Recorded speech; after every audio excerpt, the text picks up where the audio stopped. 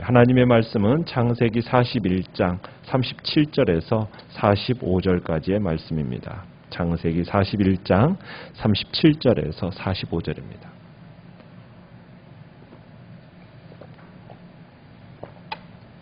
(37절) 제가 먼저 읽겠습니다. 바로와 그의 모든 신하가 이 일을 좋게 여긴지라.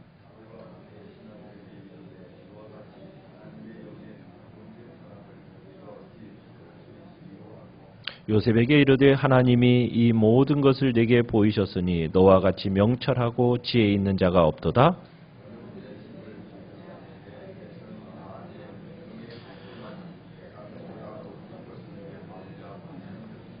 바로가 또 요셉에게 이르되 내가 너를 애굽 온 땅의 총리가 되게 하노라 하고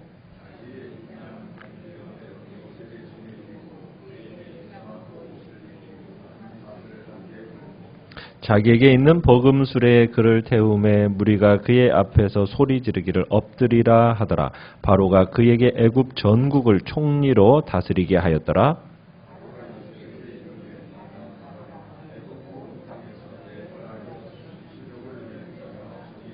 같이 읽습니다. 그가 요셉의 이름을 사브낫 바네아라 하고 또 온의 제사장 보디베라의 딸 아스낫을 그에게 주어 아내로 삼게 하니라. 요셉이 나가 애굽 온 땅을 순찰하니라. 아멘. 오늘 말씀은 연단 뒤에 열매가 있다라는 제목으로 말씀을 나누고자 합니다. 오늘 본문은 이제 요셉이 마침내 애굽의 총리가 되는 장면을 소개하고 있습니다. 바로와 그의 신하들이 이제 요셉의 해몽과 제안을 듣고 나서 큰 감동을 받게 되죠. 그래서 이제 바로와 애굽의 신하들이 이 다가올 기근에 대한 요셉의 제안을 이제 받아들여서 실행에 옮기기로 결정을 합니다. 요셉이 이제 왕의 꿈을 제대로 해석했다라고 이제 모든 바로와 모든 신하들이 확신을 하게 된 겁니다. 뿐만 아니라 요셉이 제시한 이 기근에 대한 대책, 풍년을 통해서 준비하고 또 흉년을 대비하는 이 대책도 이 그 모여 있는 모든 사람들을 감동시키기에 충분했던 것으로 보입니다.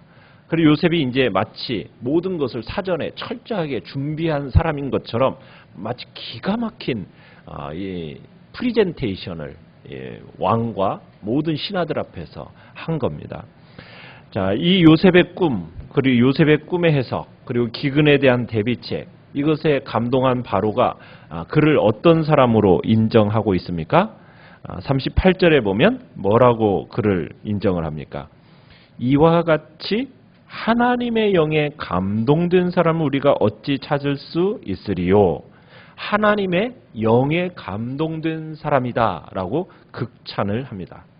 그러니까 바로가 요셉의 능력을 인정했을 뿐만 아니라 요셉이 계속해서 주장한 대로 하나님이 함께 하시는 사람, 그래서 하나님의 영에 감동된 사람이라는 인정을 이제 요셉이 받게 되는 겁니다.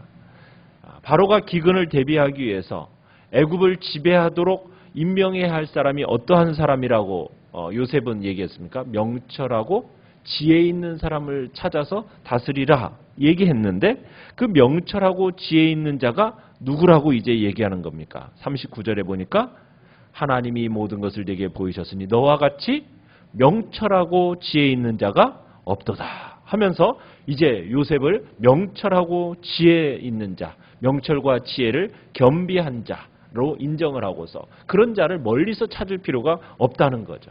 그러면서 바로는 요셉과 같은 사람을 어디서 찾겠느냐?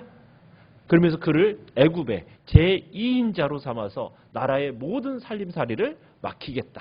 지금 이 일을 하고 있는, 이렇게 얘기하고 있는 겁니다. 이제 요셉의 인생에 있어서 대지각 변동이 일어납니다. 그죠? 애굽 온 땅에 이제 총리가 되도록 만든 거예요. 그러면서 이제 바로가 어떤 일을 합니까? 42절에 가보니까 자기가 끼고 있던 인장 반지를 빼서 요셉의 손가락에 끼웁니다. 그리고 세마포 옷을 입히고 그 다음에 금 목걸이를 목에 걸어줍니다. 인장 반지라는 것은 왕의 권위를 상징하는 반지예요. 그래서 요셉이 이제 어떤 칙령을 내리거나 문서를 작성했을 때 그것을 왕의 이름으로 만들어 보낼 때 필요한 게 뭐냐면 이 바로 인장 반지거든요. 그런데 그 인장 반지를 이제 빼서 요셉에게 준 겁니다. 세마포라는 것은 아주 특별한 사람만 입을 수 있는 고급 옷감입니다. 이제 그에게 드디어 총리의 옷을 입혀 주는 거죠. 그리고 바로는 이제 요셉이 자신의 총애를 받고 있다는 걸 선포하기 위해서 또 무엇을 하느냐면 43절에 자기에게 있는 버금 수레, 그러니까 왕의 병거에 버금가는 그런 수레, 그 병거에 요셉을 태우고서는 가두시를 이제 벌입니다. 왕들이 그 당시에 특별히 이제 환영하거나 높은 지위로 임명하는 사람에게 세마포, 그 다음에 금목걸이, 그리고 자신이 타는 이제 마차에 태워서 시위하도록 해줬는데 이 모든 일을 이제 요셉에게 이 모든 걸 적용을 시키는 겁니다. 그러면서 모든 사람들이 이 요셉을 누구를 대하듯이 바로를 대하듯이 하라는 거예요. 그러면서 바로의 종들이 이제 병거 앞에 가면서 요셉을 태운 그 병거 앞에 가면서 뭐라고 얘기를 합니까? 우리말로 하면은 물러거라, 그죠? 예. 엎드려라. 이제 지금 그렇게 얘기를 하는 겁니다. 43절에 소리를 지르기를 엎드리라 이렇게 외치는 겁니다. 그래서 바로가 요셉에게 절대적인 권위를 부여하는 겁니다. 그래서 44절에 뭐라고 얘기해요? 애굽 온 땅에서 내 허락이 없이는 수족을 누릴 자가 없다. 그렇게 이제 절대적인 권위를 이 요셉에게 부여를 합니다. 이 묘사가 요셉에게 주어진 권한이 얼마나 절대적인 것을 적나라하게 보여주는 표현인 겁니다. 참 얼마 전까지만 해도 방금 전이죠. 방금 전까지만 해도 이 요셉이 뭐에 불과했어요? 감옥 안에 있는 죄수에 불과했던 이 요셉이 이제는 온 애굽을 통치하는, 주관하는 절대 권력자로 세워지게 된 겁니다. 이때 요셉의 나이가 몇이었을까요? 46절에 가보면 30세였다 얘기하고 있습니다. 애굽으로 팔려온 지 몇 년째? 14년째가 되는 해였습니다. 요셉이 이렇게 극적으로 운명이 바뀌게 되죠. 어떻게 보면은 아침에 죄수로 깨어났다가 애굽의 총리로 이렇게 탈바꿈하는 지는 하루도 안 걸렸습니다. 순식간에 하루를 마친 그 저녁날 참으로 무슨 생각을 했을까요? 요셉이 무슨 생각을 했겠습니까? 아침에는 정말 하나님께서 가장 어떻게 보면 낮은 자, 죄수로 시작했다가 한순간에 요셉을 가장 존귀한 자로 하나님은 승진시켜버린 거예요. 애굽의 모든 백성 가운데서 가장 높은 자로 하나님이 세워주신 겁니다. 참 하나님의 섭리요, 하나님의 은혜의 결과죠. 참으로 요셉의 인생의 역전이 일어난 겁니다. 이것이 우연히 갑작스럽게 되어진 일 같지만 그렇지가 않은 거죠.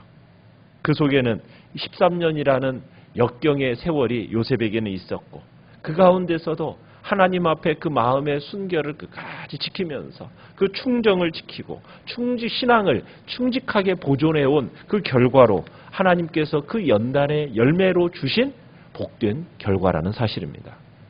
요셉의 생애를 보면 진짜 하나님을 경외하는, 하나님을 참으로 경외하는 자였다는 사실을 우리가 지금까지 봐왔어요. 그죠?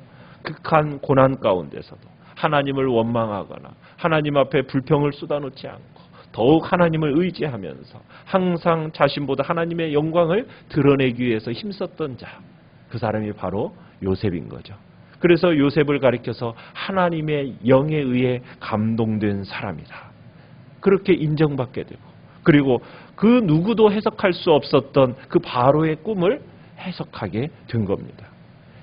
이건 바로 하나님을 경외하는 자가 가장 지혜로운 자임을 보여주는 겁니다. 이 세상의 지혜로는 인생의 근본의 문제에 대한 답을 내려줄 수가 없어요. 인생의 참 주인이 되신 하나님, 그분이 주시는 지혜로만 이 일이 가능하게 되는 거거든요. 그래서 하나님을 경외하고 그의 말씀에 순종하는 것이 우리가 살아가야 할 삶의 방향임을 이 시간에도 우리에게 다시 한번 보여주는 겁니다. 그럴 때 세상이 알지 못하는 하나님의 지혜, 그 놀라운 지혜를 하나님께서 우리에게 주시고 이 세상의 모든 인생의 문제를 넉넉히 해결하고 능히 대처할 수 있는 복된 능력을 우리에게 허락하시는 것입니다. 자, 바로는 요셉에게 이름을 하나 선사합니다. 애굽의 이름 사브낫 바네아. 이 사브낫 바네아라는 이름은 무슨 뜻일까요? 하나님께서 말씀하셨고 그는 살아 계신다. 이런 의미입니다. 하나님께서 말씀하셨고 그는 살아 계신다. 아마 바로가 여호와 하나님을 알아서 이런 이름을 지어준 건 아니었겠죠. 자신이 숭배하는 신을 염두에 두고 아마 요셉에게 이런 이름을 주었을 것입니다. 그러나 여호와를 하나님을 믿는 요셉에게 있어서 이 이름은 의미 있는 이름이었죠. 그죠? 하나님께서 말씀하셨고 그는 살아 계신다. 해몽과 제안을 통해서 정말 하나님의 말씀을 대언했고 하나님의 살아계심을 역력하게 보여준 일, 이 요셉의 인생을 통해서 드러났잖아요. 어떻게 보면 요셉의 간증을 뜻하는 이름이기도 하는 겁니다. 그러면서 요셉에게 사브낫 바네아 그 이름이 주어졌어요. 그리고 또 바로는 요셉을 결혼을 시킵니다. 그 요셉과 결혼하는 사람이 누구입니까? 온의 제사장 보디베라의 딸 아스낫과 결혼을 하게 됩니다. 아마 바로에게는 누구든지 이 요셉과 결혼시킬 수 있는 권한이 이 바로에게는 주어졌을 겁니다. 그러나 바로에게 있어서 요셉이라는 사람은 이방인이에요. 그러니까 왕족과 결혼시키기에는 조금 부담스러웠던 것 같아요. 그러니까 차선책으로 유능한 제사장 집안 여인과 결혼을 시킨 겁니다. 이 당시에 제사장이라고 하면 귀족 집안이에요. 그 당시에 왕의 다음으로 귀족으로서 최고의 위치에 있는 사람들이 바로 이 제사장인데 지금 요셉이 대단한 권세를 누리는 집안으로 지금 장가를 가게 됐다는 겁니다. 그러면서 요셉으로 하여금 이제 애굽의 어떻게 보면 최고의 엘리트들과 어깨를 나란히 할 수 있는 그런 집안으로 장가가서 그런 사람이 되었다라는 것을 암시하고 있는 것이 지금 이제 온의 제사장 보디베라의 딸 아스낫과 결혼하게 되었다라는 이야기입니다. 그래서 이제 요셉에게는 새 이름이 주어졌고 아내가 주어졌으며 이제부터는 애굽 사람들과 함께 애굽 사람들은 이제 요셉을 애굽인으로 간주하게 되는 겁니다. 시련과 연단의 기간을 통과하고 나니까 하나님께서 큰 축복을 요셉으로 하여금 경험케 하십니다. 우리 그리스도인들에게 있어서도 이 내용은 우리에게 큰 소망을 줍니다. 우리 모두가 성도들이 고난 가운데 있다 할지라도 그 고난을 믿음으로 잘 통과하고 나면 하나님께서 우리에게 무엇이 있음을 보여주는 겁니까? 열매가 있고 큰 영광이 있음을 우리에게 보여주고 계시는 겁니다. 우리가 이 땅을 살아가면서 항상 우리가 원하는 대로 형통한 삶만이 존재하는 것은 아닙니다. 반드시 시련이 있습니다. 시련을 전혀 당하지 않을 사람 이 세상에 아무도 없습니다. 다 양상은 다르지만 모두 다가 여러 가지 이유로 나름대로 시련을 다 경험하게 되는 겁니다. 그때 우리가 그 시련을 피할 것이 아니라 불의와 타협할 게 아니라 우리는 그 시련 가운데서도 믿음을 저버리는 사람으로 우리가 드러날 게 아니라 어떻게 해야 되겠습니까? 그 시련 가운데 하나님을 믿는 믿음으로 끝까지 참고 견디고 불의와 타협하지 않고 믿음으로 하나님의 말씀 따라 순종의 길을 걸어갈 때 하나님께서는 우리에게 큰 영광 가운데 우리로 하여금 드러나게 하실 것을 믿어야 되는 겁니다. 신앙생활 중에 찾아오는 우리가 회피하고 싶고 피하고 싶은 그 불의, 이것에 우리가 타협하지 않고 믿음을 저버리지 않고 우리가 주님 앞에서 끝까지 참으로 그 뒤에 있는 열매와 영광을 바라보면서 인내하면서 믿음의 길을 걸어가야 될 것입니다. 그것이 우리가 살아가는 삶의 방향이요 방법이 되어야 됩니다. 혹시 우리가 겪고 있는 고난이 있습니까? 우리의 개인에게 주어지는 그 고난과 시련은 궁극적으로 축복으로 가는 길임을 믿으시길 바랍니다. 이 길 뒤에는 우리를 향한 하나님의 구원의 길이 있음을 믿고 정금같이 나를 단련하신 후에는 정말 하나님 나라에 꼭 필요한 귀한 그릇으로 하나님이 우리를 사용하실 거라는 그런 기대와 소망 속에서 참으로 연단 끝까지 잘 견뎌내시고 인내와 믿음으로 승리의 길을 걸어가시기를 간절히 축원합니다. 하나님께서 우리에게 주시는 그 소망, 인내함으로 끝까지 참고 견디겠다. 우리의 마음에 참으로 고난과 고통으로 쓴뿌리를 키워나가는 것이 아니라 그걸로 주저앉는 인생이 아니라 우리의 삶을 놀랍게 바꾸실 그 하나님을 향해서 손을 높이 들면서 주님 앞에 부르짖음으로 믿음의 길을 달려가겠다고 주님 앞에 이 시간 결단하며 나아가시기를 간절히 축원합니다. 오늘 말씀을 생각하면서 기도해 주시고요. 오늘 이제 청년부 수련회가 시작이 되어집니다. 하나님 앞에서 자신들의 인생을 다시 한번 결단하겠다고 육신의 것을 심는 존재가 아니요 영의 것을 찾고 구하는 존재로 살아가겠다는 결단이 우리 청년들에게 나타나도록 위해서 기도해 주십시오. 다음 주에는 이제 자녀들을 위해서 우리가 정말 그들의 삶에 기도의 울타리를 치는 부모로서 우리 모든 이제 성도들이 주님 앞에 설 수 있게 해달라고 위해서 또한 기도해 주시기 바랍니다.